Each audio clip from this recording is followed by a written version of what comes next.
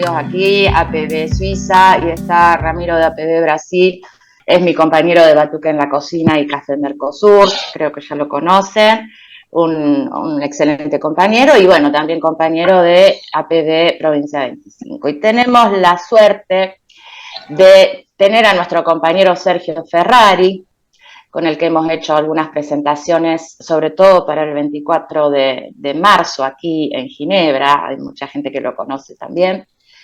Y tenemos, por intermedio de Sergio, a Daniel Goyan, el ex ministro de Salud de Axel Kicillof, ¿no es cierto, Daniel? Sí, sí, tal cual, de Axel y de Cristina en el 2015. Sí. Entre tantas otras cosas, ¿no? Porque bueno. Sí, también, pero bueno, militante más que nada. Exactamente.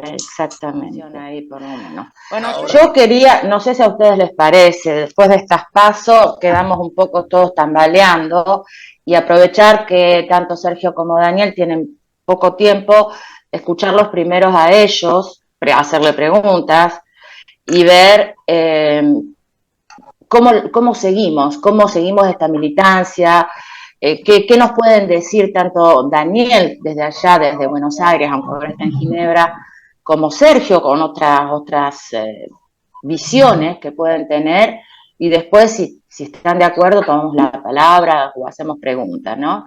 Bueno, hola, ¿cómo les va a todos, a todas? Un gusto, un placer estar acá compartiendo un poquito este rato con ustedes, aprovechando acá el viaje el paso por Suiza, unos cuantos días acá con Sergio. Y bueno, hablábamos de las PASO, ¿no? El resultado de las PASO, las elecciones primarias, abiertas, obligatorias, que se dieron el domingo pasado y que en verdad, si bien duelen, lo primero que hay que decir que no es un resultado inesperado, no es un resultado que obviamente no era deseado, pero si uno hace un análisis de cómo viene viendo la sociedad argentina, la situación político, social, económica, era como que tampoco esperábamos tener una gran elección. Sí, esperábamos tener una mejor elección en el 2021 y eso ya fue una primera alerta de que las cosas no iban bien, claramente para el campo nacional y popular, para el proyecto nacional y popular, la cosa no venía bien. Obviamente que huelga a decir que durante todo este gobierno, que tenía grandes expectativas por parte de la sociedad de volver a tener niveles de vida, calidad de vida, como las que habían tenido hasta el 2015, paradójicamente, esa elección del 2015 se pierde, pero se pierde con un 70%, con más de un 70% de la población respondiendo a cualquier encuesta que se hiciera que su vida respecto al 2003 había mejorado. Es decir, se pierde una elección con un 70% de gente que dice no fue mejor, es la primera vez en años que tenemos un gobierno que con un montón de problemas, pero nos deja una situación mejor que la que teníamos en el 2003 y se pierde una elección. Como todos sabemos, por muy poquito, etcétera, etcétera, con una serie de condimentos como siempre hay que no vamos a explayarnos ahora, pero claramente se da esa situación con una sociedad que mejora económicamente y toma una propuesta del macrismo diciendo todo lo bueno va a quedar y todo lo que hay que corregir, globitos de colores, promesas, nadie va a pagar impuesto a las ganancias, todo va a ser una vida hermosa, es decir, una campaña planteando, bueno, hace mucho tiempo que gobiernan esto, cambiemos el tema del lawfare, etcétera, etcétera, pero sin decir cuál era su proyecto político de verdad, lo que después vienen a implementar. Lo que vienen a implementar es un desastre que hace que en 4 años la sociedad los repudie en las elecciones del año 2019 y tenga esta nueva expectativa. nueva expectativa que se da en un marco en donde el gobierno de Macri deja el país ciertamente atado de pies y manos en términos de endeudamiento externo, con muy poco juego en términos de política cambiaria, de política monetaria, y hay que decirlo, con un gobierno también de un presidente que rompe un pacto tácito que a mi modo de ver debió haber sido escrito, de una coalición que tenía tres grandes patas políticas, pero cuya principal referente tenía más del 80% de los votos de esa coalición, y lo que todos imaginábamos era un gobierno de consulta permanente, de una mesa política que ordenara la política, la gestión, la administración del Estado, que decidieran ahí, el presidente ejecutara, y que ordenara además la militancia y toda la estructura movimentista de alguna manera con una referencia estable ahí en una mesa de tres patas. Bueno, eso no se dio por decisión del presidente y empezó a tener posiciones muy débiles para definir cosas centrales, como primero el tema del endeudamiento con el Fondo Monetario Internacional, segundo los temas referentes a la justicia, tercero, temas referentes a los medios. Ni siquiera modificó aquellos decretos por los cuales Macri había cambiado la ley de medios. Si Macri cambia dos artículos de la ley de medios que la vuelven inocua a los grandes medios y ni siquiera nuestro presidente dice, no, voy a volver esto a la legalidad real, que es la que salió del Congreso de la Nación, votado por amplia mayoría. Entonces, muchísimos errores más, y después tres cuestiones exógenas, que todos sabemos: pandemia, guerra y una sequía histórica, que nos pone en este último tiempo, además del estrangulamiento del Fondo Monetario Internacional, en una carencia de divisas vital que hace que día por día no haya cómo dar batalla en el frente de la política cambiaria, porque el dólar ilegal está absolutamente demandado, ¿no? Sobredemandado sobre las posibilidades de entradas de dólares tanto al Banco Central como a través de los impuestos. Son 21.000 millones de dólares extras que se pierden por la sequía este año. Así que nos genera una situación de inestabilidad tremenda, que el gobierno intenta corregir, porque cuando se va Guzmán estamos al borde de una corrida cambiaria y bancaria que se lleva puesto el gobierno.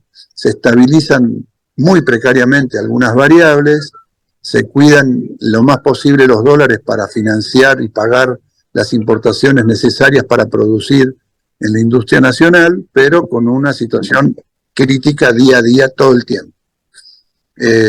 Eso sumado por supuesto, al enemigo, que hace su tarea, como no se puede esperar de otra manera, hace su tarea.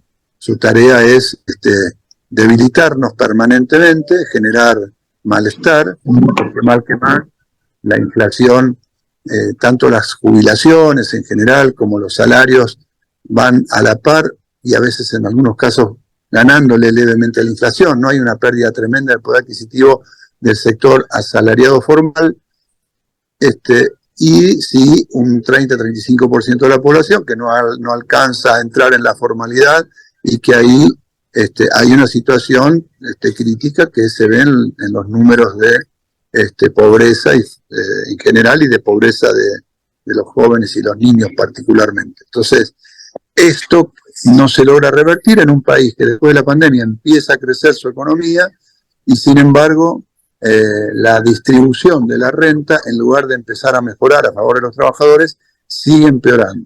Cristina dejó 51 a favor de los trabajadores, 51%, cuando se va Macri deja el 43,5%, y en estos momentos estamos apenas por arriba del 40, ¿sí? Se deteriora. Y eso en un gobierno con las expectativas popular, con las expectativas que había de mejora en los sectores populares, obviamente juega en contra. No hay solo factores económicos, hay factores de todo tipo, no da el tiempo para mencionarlos, pero también debemos decir que tenemos principalmente un grave problema de tipo político estructural acerca de cómo nosotros organizamos a nuestro movimiento para dar batallas a todas estas cosas, al problema de comunicación, a los problemas económicos, a los problemas del lawfare, a los problemas... Y en ese sentido, hemos renunciado a acompañar los procesos electorales y de toma de poder dentro del gobierno, acompañarlos con una estructura movimentista fuerte, articulada, con un colchón importante de dirigentes entre el liderazgo estratégico y las multitudes, con capacidad de generar una estructura propia de contracomunicación a la hegemónica, etc. Renunciado, y tenemos un enorme, diría John William Cook, un enorme gigante, invertebrado y miope, cada uno defendiendo su sector, cada uno defendiendo con una lógica además electoralista para decidir las cuestiones, no movimentista. Hemos renunciado a esa cosa que en algún momento Perón llamó comunidad organizada y que en el año 52 empezó a debilitarse a favor de el sector partidocrático liberal. Estamos en una situación así, con un momento crítico en donde la líder o lideresa histórica de este proceso se corre no solamente de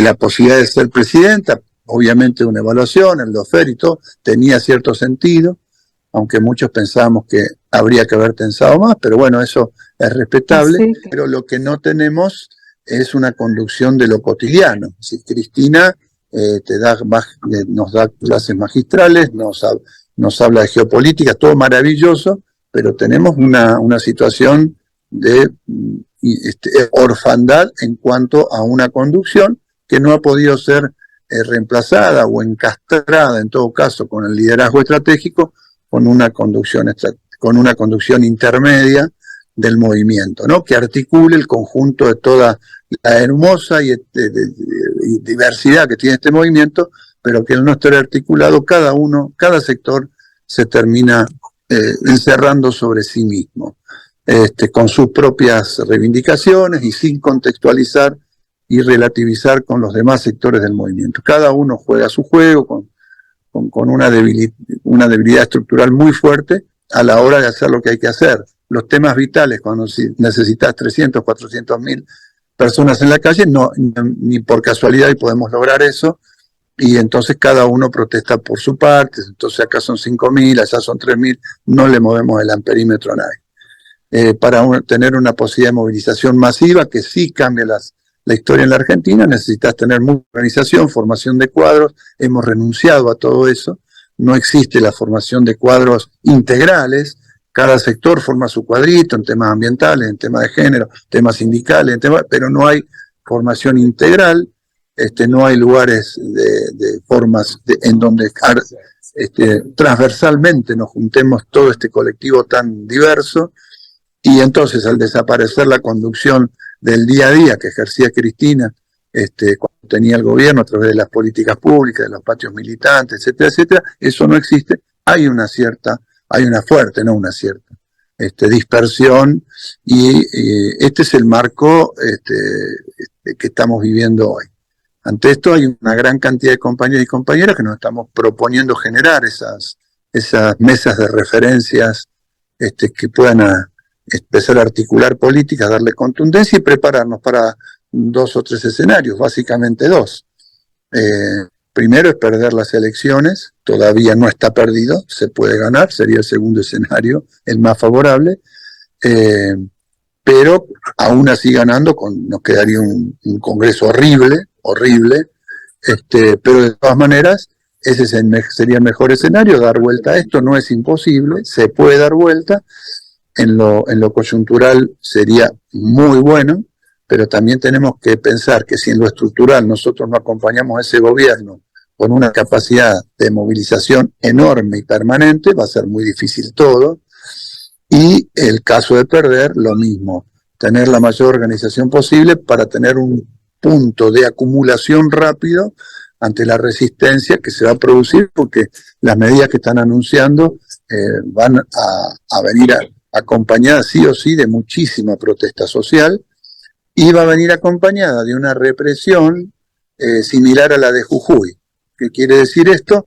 Una represión disfrazada de institucionalidad democrática, con jueces y poniendo presos a dirigentes gremiales por estar en una marcha, poniéndole 20 millones de pesos de multa, 20 años de cárcel, haciendo juicios colectivos, cosas que digamos, que van a darle un formato de constitucionalidad, pero que van a tender a generar que haya una retracción en la lucha, ¿no? De todas maneras, no es lo mismo que un proceso se produzca en Jujuy o se produzca en Cutralcó, que se produzca en cualquier provincia del país, a que afecte 10 millones de trabajadores formales, informales, en el conurbano bonaerense, porque todos sabemos que esto en general termina con revueltas muy grandes. Veremos en ese punto cómo se llega, si es que se pierde la elección, pero claramente vamos a tener que acumular previamente mucho poder y mucha capacidad de estructurar una resistencia mucho más rápida, más veloz, vuelvo a repetir, en el caso que se pierda la elección. Las propuestas de Milei son ya absolutamente locas, no sé, romper con China, romper con Brasil, romper con Mercosur, romper el Banco Central. La verdad es que veremos después de todo eso que queda. Nos parece que va a haber una inestabilidad inmediata si el tipo empieza a hacer estas locuras. Y en el caso de Bullrich no es muy distinto, pero por ahí tiene más estructura previa, más relación con el poder, más relación con los jueces, más relación con el establishment, con lo cual por ahí obviamente no es una explosión inmediata, aunque las medidas que va a tomar son bastante parecidas en varios puntos a lo de Milei, ¿no? Así que ese es un poco el panorama. Estamos tratando de reorganizar una segunda etapa de campaña mucho más fuerte, más militante. Por un lado, mucho temor. Es cierto que hay desazón, no hay pasión en una elección en donde no está Cristina, está Massa, todos lo sabemos, pero también por el otro lado pasó lo de cuando Scioli había perdido en la primera vuelta, que casi la damos vuelta, porque del otro lado metía mucho miedo. Lo otro, bueno, ahora es peor, es mucho peor el miedo que mete lo que se viene, porque ahora ya no están ocultando nada, no están mintiendo, están diciendo exactamente lo que vienen a hacer. Así que trataremos de dar vuelta, no es imposible, nada es imposible en política, y si no, la historia no se termina. Acá con el Chupa, Sergio, nosotros decimos el Chupa, estamos acostumbrados, y creo que muchos de ustedes también, a una historia en donde en definitiva después los pueblos siempre vuelven. Nos gustaría evitarle un sufrimiento innecesario a nuestro pueblo, porque eso es lo que va a producir la ultraderecha en la Argentina, pero si no es así, seguiremos luchando y seguiremos dándole vuelta a la historia hasta que volvamos con un proyecto nacional y popular, y que esperemos que esta vez vuelva con más comunidad organizada, vuelva con más pueblo organizado, no solamente con luchas y batallas superestructurales y de las estructuras de gobierno. Un poco así apretadísimamente, es una síntesis de cómo estamos viendo una gran parte de los compañeros y compañeras allá, lo que pasa y lo que puede venir en la Argentina. Me parece muy bueno el análisis, totalmente de acuerdo. Simplemente quería mencionar algo que, en función de lo que se está viendo por los programas de televisión y que me preocupa, y por las cosas que hablo, porque tengo la sensación de que todo el problema se plantea en Milei. El Milei es el fantasma, y hay mucha gente, yo soy científico y hay muchos científicos que en el exterior están reaccionando, y en la Argentina también, inclusive gente de derecha que está reaccionando frente a las cosas, a las medidas propuestas por Milei. Pero lo que me preocupa es que frente a esa reacción no se cuele Bullrich. Es decir, que aquellos que dicen, no, Milei es terrible, espantoso, etcétera, no terminen votando a Bullrich, que plantea cosas muy parecidas, como usted decía, pero que aparece como, entre comillas, menos terrible, menos de ultraderecha. Eso es una cosa que me preocupa porque tengo la sensación de que se está, inclusive en la televisión aparece Milei muy frecuentemente, de que se está todo centrando en él y sin teorías conspirativas. No sé si no es una campaña para que gane Bullrich a partir de poner un fantasma mucho más de ultraderecha. Pero además de eso, esa es una. Y la pregunta es, a todos, pero en particular a los que habló, ¿cuál es la estrategia para, además de conseguir la movilización de los sectores peronistas y los sectores populares, de ganar la gente que puede no ser peronista, inclusive aquellos que pueden haber votado a Macri, para mostrarles que, primero, que Milei y Bullrich son similares y de que el país en cualquiera de los dos casos va a un desastre y que hay que hacer una negociación para votar a Massa aunque no les guste. Porque lo que a mí me preocupa es que inclusive movilizando a los sectores populares, la cantidad de votos es muy pareja. Pensemos que Macri sacó en el 2015, después de un gobierno desastrosísimo, sacó creo que 30 y pico, 40% de los votos, y eso puede tenerlo. Es decir, mi problema es, por un lado, movilizar a todos aquellos que están de acuerdo con un gobierno popular, naturalmente, pero además, cómo se moviliza, cómo se hace votar por Massa aquellos que son más de derecha, pero que pueden comprender a dónde llevaría Bullrich y a dónde llevaría Milei. Yo creo que lo de Milei lo comprendo. Perdón por hablar mucho. Mira, a Milei, en realidad, esta semana, como era de esperar, es la figurita que todos los canales ponen en primer lugar, porque obviamente es la sorpresa de que gana entre los tres más votados, gana las PASO, ¿no? Bueno, en general siempre cuando sucede eso, el ganador de la PASO, la figurita que pasa por todos los canales. Ahora después va a venir un proceso de decantamiento y nosotros estamos planteando hacer una salida nuevamente muy, muy militante, a buscar primero ustedes piensen que votó 69% de la gente, fue la PASO más baja de la historia, y hay que ir a buscar, obviamente, un 10% más. Pero también, de ese 69%, 11% votó en blanco.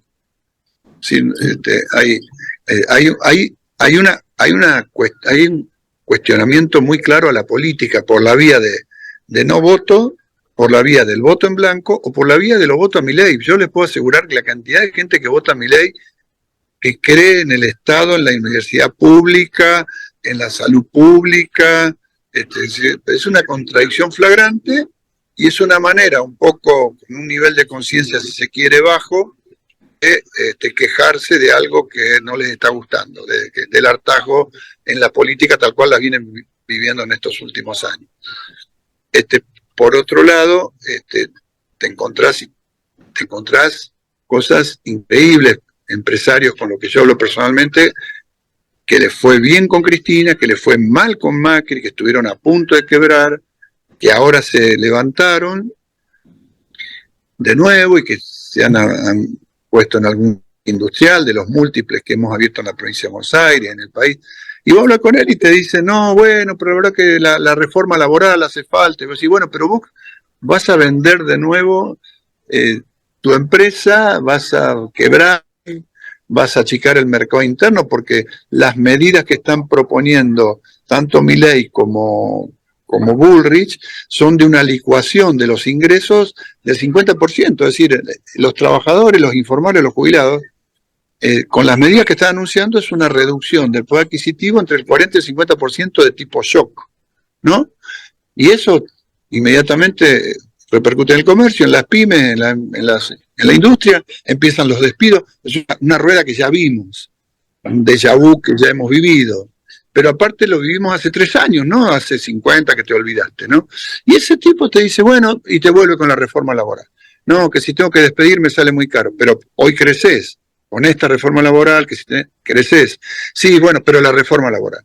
Sí, no le entran las balas o gente que trabaja en el Estado, en organismos de regulación y que votan a mi ley. Es decir, pero te está diciendo que te va a desarmar. Sí, bueno, no importa, pero hay que achicar el Estado. Pero vos sos el Estado. Bueno, pero yo soy de los que voy a zafar, porque yo trabajo bien, los otros... Y si no me voy y hago la mía, no tengo miedo. Bueno, un grado de cosas que se vuelve incomprensible, que un poco a irle leyendo a Alemán, también, ¿no? Esta cosa de cómo están impactando estas nuevas modalidades de las relaciones sociales, económicas, laborales, que acentuó además acentuó la pandemia. Hay un cóctel de cosas, ¿no? De desesperanza, de estas nuevas cosas, del individualismo atroz que se instala en la mente y en las maneras de ver las cosas por parte de la gente, en general, de una falta de visión solidaria o de visión de construcción colectiva. También digo, eso también hay que ir a buscarlo. Confieso que yo no sé con qué herramientas, porque yo me he cansado de hablar con esta gente en donde vos le explicás con la evidencia en la mano reciente y no sé, parece como que tienen bloqueado el cerebro y te dicen, no importa, lo mismo quiero votar porque lo otro no me dio respuesta, pero está mejor. Ahora, mira, fíjate en la provincia de Buenos Aires, Axel, con una política de gestión muy intensa sobre los territorios, logra sacar 5 puntos más que Massa, ¿no? En la provincia de Buenos Aires Axel saca 5 puntos más que Massa. Y es más, Massa, digo, candidato nacional es un lastre sobre el candidato de la provincia. No obstante, tiene probabilidades de ganar. Como gobernador le quedaría una legislatura horrible, pero puede ganar la gobernadora, tiene fuertes posibilidades. ¿Y cuál es la diferencia? Y fue una gestión fuertemente vinculada a la territorial, discutiendo cara a cara con ese empresariado, con esos laburantes, con los trabajadores del Estado, con los maestros, con los docentes, dándole participación, dándole protagonismo. Y bueno, logra generar la mejor elección de todas las posibles dentro de la provincia de Buenos Aires. Digo, vamos a hacer eso, vamos a ir a buscar, vamos a estar en la calle, hasta dónde podamos recuperar, lo va a decir el 22 de octubre, los números que salgan. La esperanza es lo último que se pierde, por lo menos queremos estar en el balotaje. Vamos a usar toda la fuerza militante que con ganas pueda salir. Vamos a ir a buscar, a salir de los encuentros en donde estamos siempre los mismos. La decisión es que cada uno salga a ver gente distinta, no encontrarnos en grandes actos, en grandes eventos, salvo porque ahí ya está el gobernador, o está el presidente, o está, no, el presidente no está en nada, o está el candidato puesto mostrando, y bueno, pondremos toda la carne en el asador a ver hasta dónde podemos cambiar esto. Del otro lado sabemos que juegan, y que juegan fuerte. También hay un gran temor dentro de Juntos por el Cambio, porque ellos armaron todo esto para asegurarse un proyecto de derecha supuestamente viable, con represión o lo que quieran, pero viable, y aparece un outsider y los caga a ellos, digamos, ¿no?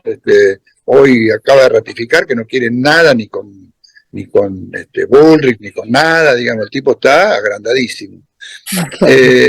Y ellos también están preocupados, no te creas que ellos, Juntos por el Cambio, además también volvieron ¿qué va a hacer ante una disyuntiva? Por ejemplo, si Massa entra al balotaje con Milei, por ejemplo, ¿qué va a hacer gran parte de lo que votó al larretismo? Y no va a ser homogéneo hacia ninguno, hacia Milei. Incluso no va a ser tampoco muy homogéneo, aunque más a favor de Bullrich, no va a ser muy homogéneo. Así que bueno, hay varios escenarios para pensar, varios escenarios para trabajar, pero bueno, tenemos a suerte, ¿verdad? O resumo tu pregunta, Sol, porque no tenía comunicación. Ella dice que con la gente joven que no ha vivido la época de... Gracias, Sol, la hago yo. La época del periodo militar, que por ahí no tiene memoria, que yo no lo creo que no tenga memoria porque vos Sol la tenés, así que, y se han hecho muchas cosas para recuperar la memoria, ¿no? Espera, no, Marce, Sí, ahí a ver. me escuchan. No, perdón, Sí. yo no quise decir eso. Decía, A ver, dale. no, porque decía que dicen que mucha de la gente que votó a Milei es gente joven. Y que no vivieron el 2001, o sea, estaba circulando ese comentario, ¿no? Como, bueno, mucha gente joven lo vota y no saben, no son conscientes de lo que puede pasar, digamos, vivieron lo peor que vivieron, qué sé yo, habrá sido el macrismo en algún momento, pero bueno, no tienen mucha idea, porque la realidad es que la mayor parte de su vida al final estuvieron con Néstor y con Cristina, o sea que no saben mucho lo que les espera. Entonces, bueno, está ese comentario. Entonces yo digo, ¿qué pudo haber fallado en términos de memoria, en el sentido de lo que pasó en el 2001, por ejemplo? ¿Por qué esa gente joven que no vivió el 2001 hay algo que como sociedad no generamos esa cosa de memoria?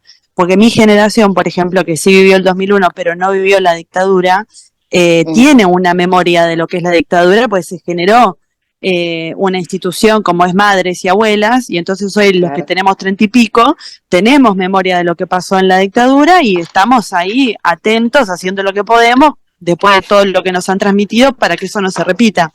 Pero digo, la gente que no vivió el 2001, ponele, como esto que se comenta, que estos jóvenes que no vivieron esto y ahora no entienden, ¿qué falló en ese momento? Digo, ¿qué piensan que pudo haber fallado para que, por más de que no lo vivieron, no exista esa memoria o esa cosa ahí? Yo me acuerdo, mi abuela me llevaba a las asambleas en el 2001, íbamos primero 3 veces por semana, 2 veces por semana, después 1 vez por mes, cada vez menos, hasta que, bueno, al final no quedó nada de eso. Pero, no sé. Mirá, te digo, siempre hay multicausalidad en todo, pero yo te digo, la impresión que tenemos muchos compañeros que está vinculado a lo que te comentaba antes acerca de que no basta con el poder del gobierno cuando está en el Estado para torcer la realidad, para transformar. De hecho, estuvo Cristina, no pudimos transformar en 12 años con Néstor y Cristina la ley de entidades financieras, no pudimos imponer la ley de medios, la tuvimos y no la pudimos imponer ante el poder real. Un juez de Morondanga nos paró la ley, después Macri la paró, definitivamente. No pudimos con la ley de justicia del Poder Judicial, no pudimos con la ley para modificar el sistema tributario argentino, que es muy regresivo, etcétera. Es decir, cuestiones estructurales. Pero además de eso, vos me decís, ¿y por qué no pudimos? Y bueno, porque evidentemente hacía más, por un lado falta más tiempo, pero también más organización. Cuando yo digo más organización, yo digo, nosotros por ejemplo, nos vivimos quejando que nos ganan en las redes sociales, que tienen los bots, que tienen los trolls, que manejan todo. La verdad que si nosotros tenemos un movimiento que tiene 6 millones de afiliados, con la concepción peronista, nosotros tenemos que tener nacional y popular, no solamente peronista. Organizados 200.000 compañeros, cada organización, cada sindicato, cada gremio, cada organización social, cada sector vinculado a las políticas de género, las políticas de ciencia y técnica, las políticas de la cultura o de lo que se te ocurra, todo lo que es la riqueza de este movimiento. Aporta una cantidad de gente y estamos en una estructura comunicacional propia. Es absolutamente posible hacer, una cuestión de organización, nada más. Entonces, la conducción estratégica o táctica tira una consigna por redes y automáticamente 200.000 tipos retuitean o reenvían. Bueno, te apoderas de las redes sociales sin necesidad de contratar un troll, sin necesidad de tener aparato. Yo creo que nosotros nos fuimos muy hacia el aparato de gobierno. Entonces creíamos que teniendo la ESMA y que fueran algunos de los chicos de las escuelas a ver eso, no se iba a perder la memoria. No, hay 50.000 millones de chicos mirando TikTok 3 minutos, boludeces todo el día. Entonces hay que estar en un montón de otros lugares y estar con fuerza en esos lugares representa, o lo haces con una masiva y disciplinada organización popular, o lo haces con aparato que tiene el enemigo. Nosotros no tenemos aparato, ni aún estando en el gobierno, no lo tenemos. Entonces, creo, volviendo a lo mismo, que hemos renunciado a la organización del pueblo acompañando la acción de gobierno cuando estás Yo creo fervientemente en la organización popular y creo que no es una utopía, una cosa loca, creo que se puede hacer perfectamente. Si no somos capaces de organizar 100 o 200.000 personas para manejar los medios y romperle la agenda al enemigo todas las mañanas con la fake news, a través de un dispositivo muy masivo, pero muy organizado, pero estoy hablando no de 47 millones de personas, 100.000, 150.000 organizadas del movimiento nacional y popular, donde cada uno pone su parte articuladamente. Bueno, si no queremos hacer eso, está muy difícil dar la batalla comunicacional. Y por lo tanto, la batalla cultural. Si no tenés batalla comunicacional, no tenés batalla cultural. Pongamos eso y multiplicámosle por miles en lo que hoy son las redes sociales, que leen estos pibes que no entienden Hoy vos le preguntás a un chico, no tiene ni idea de muchísimas cosas, ni de qué fue Néstor Kirchner, un chico de 20, 25 años que está haciendo una universidad pública y que va y lo vota a Milei porque le parece un transgresor, uno que baila rock, no tiene la menor idea, a nivel político me refiero, no es un tonto, un pibe universitario, pero no tiene la menor idea. Ahora, no alcanzan ni con nuestras tareas de nuestras agrupaciones universitarias, hay que ir a la masividad. La masividad la da la organización o no la da nadie. Esa es la respuesta. Si no la tenés desde el gobierno y no te alcanzan con las estructuras de poder del gobierno, ¿dónde está el diferencial para equiparar la correlación de fuerza para transformar? Esa es la gran pregunta que estamos haciendo. Hay muchos que pensamos que es en el pueblo organizado. Hay otros que no te dicen en dónde. Entonces, yo creo que esa sería parte de la respuesta. Tenemos que volver a pensar en una gran organización popular del campo nacional y popular, con niveles de compromiso, con niveles de formación de cuadros, con niveles de capacidad de dar la batalla cultural. Hacemos una última pregunta. Laurita Barrientos, ¿tenías una pregunta? Porque los chicos se tienen que ir, Daniel y Sergio, a quien les agradecemos el tiempo. Hola a todos. Le hago cortita la pregunta. Como sería muy, muy, muy, muy importante mantener los votos de Grabois, yo quisiera saber cómo nos vamos a asegurar de que los puntos del programa de Grabois los va a tomar Massa y... Es una pregunta sin respuesta, pero es algo que me preocupa mucho porque yo no pude votar en las PASO, pero si lo hubiese podido hacer, yo hubiese votado a él, porque me siento más representada con la generación de él y con sus ideas, etcétera. En cuanto a la militancia, ¿cómo nosotros, para tener más argumentos, cómo nosotros podemos estar seguros de que esos puntos van a estar dentro del programa de gobierno de Massa en el caso de que gane? Mira, Juan, por lo menos hasta ahora, viene mostrando, y en general todo lo que es la organización Patria Grande, ¿no? Con compañeros con los cuales tenemos muchísimos contactos y muchísimas actividades compartidas, vienen demostrando una responsabilidad. Juan se subió inmediatamente al escenario, y digamos... vos pensás que yo creo que muchos de los puntos que de Grabois, por ahí muy específico, el tema de la economía popular, todo eso no va a estar en el programa. Pero sí, esta semana que viene se va a anunciar una cosa que pedían ellos todo el tiempo, que es una suma fija para toda la población, para todos los trabajadores informales y formales, etcétera. Es decir, va a haber una serie de cosas que era demandada por ese sector en lo coyuntural, que van a estar en la práctica, no del programa de gobierno ya ahora, y obviamente va a haber mucha incorporación de temas en donde hay compatibilidades ciertas en tema del programa de gobierno. Yo creo que ese voto se va a retener mayoritariamente y creo que todo el mundo es consciente de qué les va a pasar a las organizaciones sociales si ganan estos animales, con lo cual ese voto se va a fidelizar mucho. Y va a estar presente en la campaña y van a estar haciendo campaña. No se vaya a la izquierda, ese es el tema. No, al contrario, la izquierda perdió votos por todos lados. Los troquismos perdieron en esta elección. Otro de los grandes perdedores, los troquistas, sacaron muy poquitos votos en todos lados. Sí. incluso algunas de las versiones ni pasaron las PASO.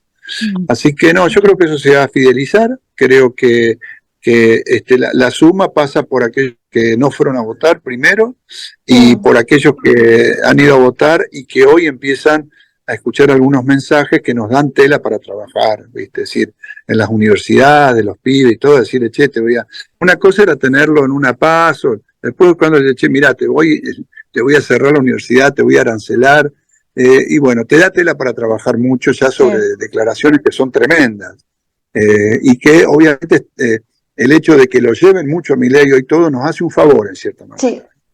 La verdad que estén todos los medios, hoy Milei nos hace un favor. Y lo del compañero que habló antes, obviamente no hay que prestarle atención a que también en esto no aproveche Patricia Bullrich, porque como decía el compañero, es lo mismo. Así que hay que estar ahí con la propuesta nuestra tratando de neutralizar a Milei esta semana porque es lo que más se ve, pero neutralizar en el sentido de que dejar que hable y salir nosotros atrás y decir, bueno, vas a perder la facultad, vas a perder la cosa gratuita, vas a perder la empresa, vas a perder el trabajo, porque lo está diciendo bestialmente. Yo conozco gente del Banco Central que votó a Milei. Y el tipo hoy está diciendo, no, lo voy a cerrar, lo voy a quemar. O el CONICET. Sí, del CONICET menos, ¿eh? El CONICET es un colectivo mucho más vinculado a nosotros, pero hay también. Yo soy ex becaria. Yo soy ex becaria y todos mis directores eran muy, muy gorilas. Siempre fueron muy gorilas. Los directores sí, pero hay una camada muy grande en general los becarios, están bastante más con nosotros, pero ellos tienen sus gorilas también, sí. No cabe duda. Gracias. Nos vamos despidiendo, le agradecemos por este espacio. Seguimos en cualquier momento porque Daniel no solo es un compañerazo, sino un hermano, y aunque esté en Argentina, va a estar siempre a disposición de mantener este diálogo. Rescato dos cositas simplemente que las dijo Daniel y las repito. Primero, a pesar de la gravedad de la situación, no hay lugar para la desazón. Hemos vivido en la historia argentina momentos tan o más dramáticos y la fuerza del pueblo nos indicó que podíamos salir. No es un discurso, no es para nada un discurso. Estoy convencido de eso. Daniel está convencido, los compañeros están convencidos de que hay momentos altos y bajos. Y el otro elemento me parece que es un poquito un tipo de reflexión que nos ayuda a no entrar en la desazón, de que veamos un poco la perspectiva de los 2 meses, porque es un momento electoral, pero también empecemos a pensar en que hay que empezar a construir a 4 años y 2 meses. No digo esto porque dé ya por derrotado el resultado electoral en las urnas del 22 de octubre, pero tenemos que ver que hay una construcción incipiente pero importante. El resultado de Axel en provincia de Buenos Aires es de un valor enorme en el marco de esta situación tan compleja. Creo que ahí se empieza a percibir un punto de acumulación de experiencia de gestión y de poder, y creo que no estamos absolutamente ni abandonados ni desolados, estamos en un momento difícil. Pero recordémonos también que hace muy poco los compañeros del PT de Brasil perdieron contra Bolsonaro, todo parecía que se caía en Brasil. Escucha, le agradecemos muchísimo esta charla. Cuando quieran nos volvemos a reunir, como decías vos, Sergio.